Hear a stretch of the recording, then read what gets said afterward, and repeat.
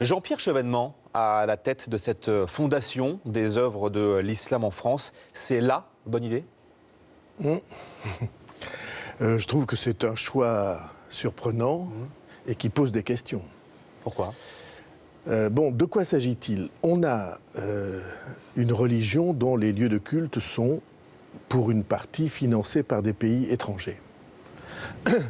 Et ça, évidemment, non seulement ça pose des questions, mais c'est insupportable aux yeux de beaucoup. Enfin, c'est quelque chose qui n'est pas acceptable parce qu'on voit bien que des influences peuvent s'exercer. Or, si l'on croit que la communauté nationale est unie, si on croit que notre pays est indépendant, si l'on croit que, au fond, les Français de toute religion doivent organiser leur vie ensemble, sans influence extérieure, alors évidemment, ça pose une question.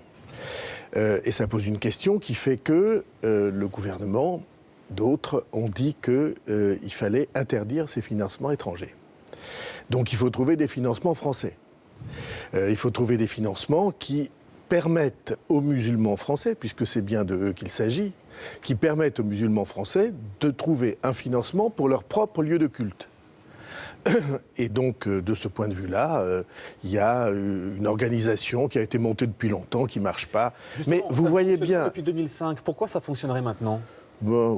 J'espère qu'aujourd'hui, avec les questions qui se posent, beaucoup de gens vont prendre conscience qu'il faut avoir une attitude responsable.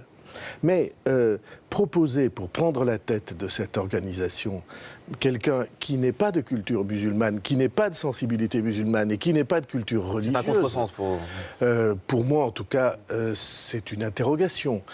Comment voulez-vous que les musulmans de France aient ce sentiment de responsabilité si on leur dit, en fait, c'est de l'extérieur et par des responsables tout à fait estimables, Jean-Pierre Chevènement est dans ce cas-là, et par des responsables tout à fait estimables, mais qui ne partagent ni votre foi, ni votre culture, ni votre manière de voir, qu'on va régler le problème de vos financements des lieux de culte.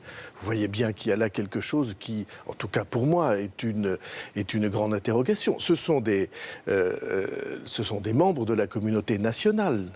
On reconnaît...